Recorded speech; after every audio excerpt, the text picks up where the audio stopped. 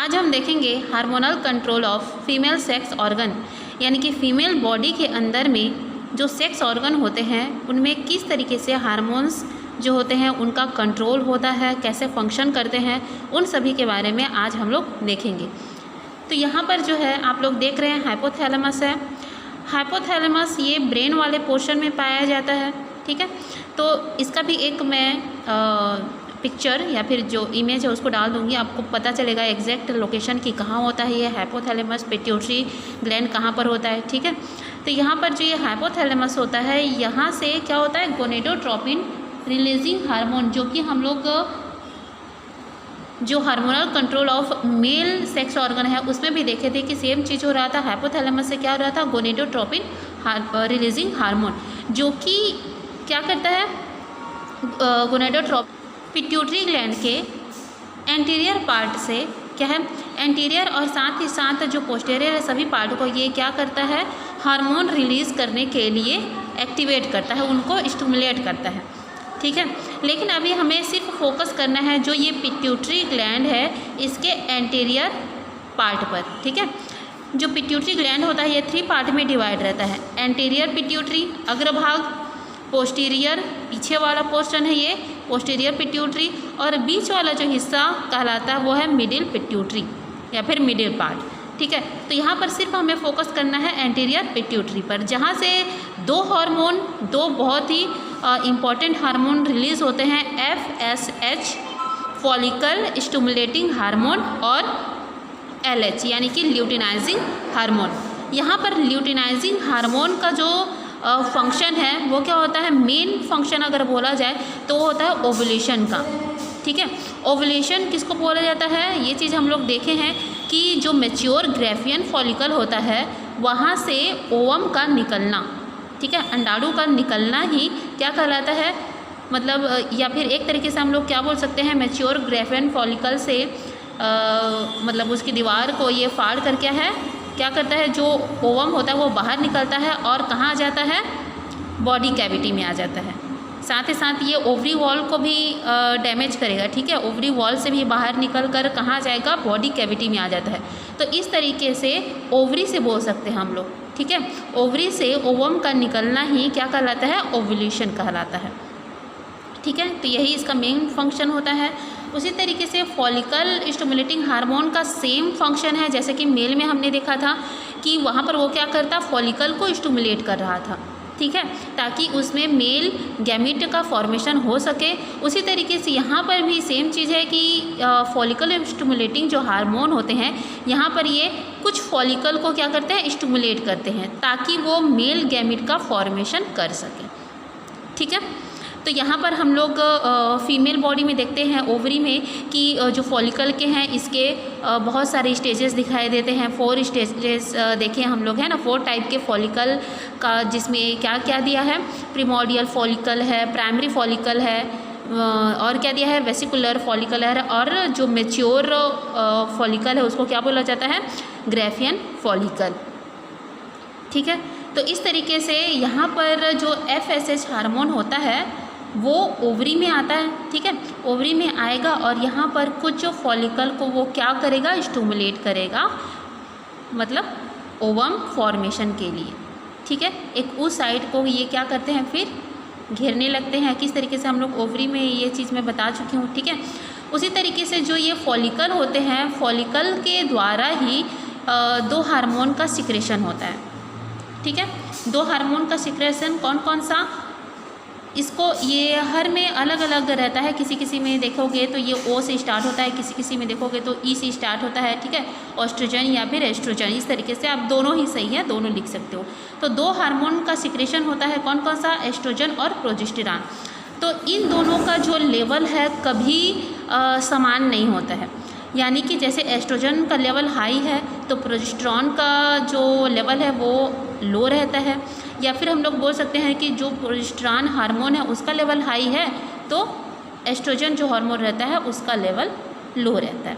कभी भी ये समान मात्रा में सिक्रेशन नहीं होता है, क्योंकि दोनों का ही फंक्शन क्या होता है, यहाँ प्यूबर्टी एज के बाद थोड़ा सा ये अलग हो जाता है, दोनों ही हार्मोन किसके लिए रिस्पॉन्सिबल होते हैं? जो सेकेंडरी सेक्सुअल कैरेक्टर होते हैं फीमेल में, उसके लिए रिस्पॉन्सिबल होते हैं।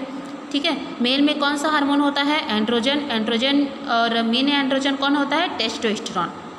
ये दोनों हार्मोन मेल और फीमेल की बॉडी में कौन कौन से हार्मोन सेकेंडरी सेक्सुअल कैरेक्टर के लिए, सेक्स ऑर्गन के डेवलपमेंट के लिए इम्पॉर्टेंट होते हैं, ये सारा चीज़ आपको पता होना चाहिए। ठीक है, उसी तरीके से यहाँ पर जो ये दोनों हार्मोन हैं ये सेकेंडरी सेक्सुअल कैरेक्टर के लिए और जो ऑर्गन होते हैं उनके डेवलपमेंट के लिए तो इम्पॉर्टेंट होते ही हैं। साथ ही साथ यहाँ पर जो यूटेरस है, गर्भाशय की दीवार है, ठीक है, तो जब मेंस्ट्रुअल साइकिल होता है, ठीक है, ऋतुस्राव जिसको बोलता है, मासिक धर्म जिसको बोला जाता है, ठीक है, तो जब मेंस्ट्रुअल साइकिल होता है तो यूटेरस का जो एंडोमेट्रियम वॉल होता है, यूटेरस का जो वॉल होता है वो 3 लेयर से मिलकर बना होता है। ठीक है, 3 लेयर से मिलकर बना होता है। तो अंदर वाला क्या कहलाता है? एंडोमेट्रियम, बीच वाला मीजोमेट्रियम और बाहर वाला पेरीमेट्रियम। ठीक है, तो जब मेंस्ट्रुअल साइकिल होता है तो यहाँ पर जो एंडोमेट्रियम होता है ये दीवार क्या है? टूटने लगता है। ठीक है, डैमेज होने लगता है। क्यों? क्योंकि जो ओवम आता है यहीं पर ये आकर धंस जाता है। ठीक, ओवम अनफर्टिलाइज्ड ओवम, ठीक है, जो कि अनिषेचित ओवम होता है वो आकर इसी एंडोमेट्रियम के वॉल से धंस जाता है, जिसकी वजह से ये अनफर्टिलाइज होता है और ये दीवार क्या होने लगता है? नष्ट होने लगता है, मतलब टूटने लगता है। ठीक है, फिर वही जो है ब्लड के रूप में बॉडी से बाहर निकल जाता है। ठीक, तो अब देखिए मेंस्ट्रुअल साइकिल हो गया। मेंस्ट्रुअल साइकिल कितने? ये 1 से 5 दिनों का होता है।